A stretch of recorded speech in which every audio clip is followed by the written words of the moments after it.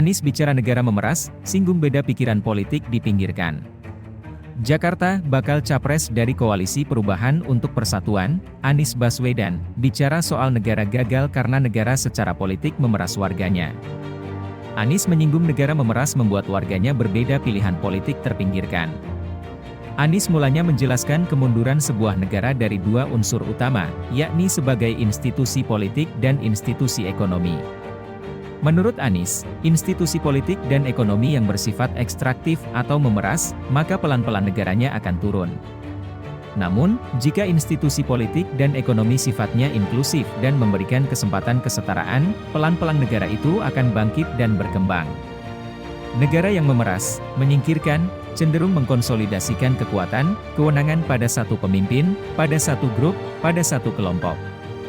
Kekuasaannya tidak disebar dan dibagi ke semua, kata Anies dalam sambutannya dalam acara Milad ke-21 PKS di Istora Senayan, Jakarta Pusat, Sabtu, 20 Mei 2023.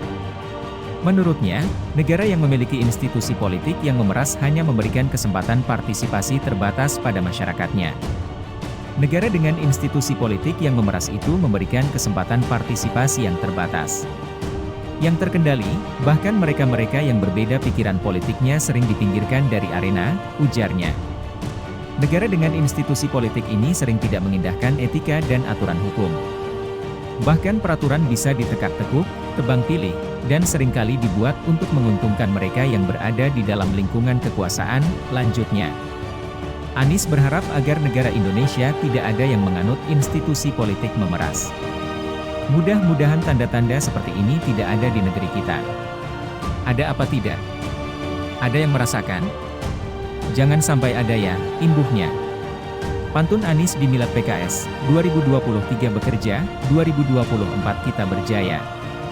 Jakarta, bakal capres Koalisi Perubahan untuk Persatuan, Anies Baswedan, menyampaikan pidato politik di acara perayaan Milad PKS ke-21. Dalam pidato itu, Anies menyampaikan 3 pantun menjelang Pilpres 2024. Di hadapan kader PKS yang hadir, Anies naik ke panggung bernuansa oranye di Istora Senayan, Jakarta, Sabtu, 20 Mei 2023. Saat menuju panggung, Anies mendapatkan teriakan "Presiden" dari para kader PKS. "Presiden, Presiden, Presiden," teriak para kader sambil bertepuk tangan dari kursi tribun. Anies membuka pidato politiknya dengan menyampaikan 3 pantun. Dalam pantunnya, Anies memakai nama-nama elit PKS dalam diksinya. Sebagai berikut. Habib Salim pergi ke Koja. Mampir di jalan makan pepaya. 2023 kita bekerja. 2024 kita berjaya. Pada pantun kedua, mantan Gubernur DKI Jakarta itu masih menggunakan pola yang sama.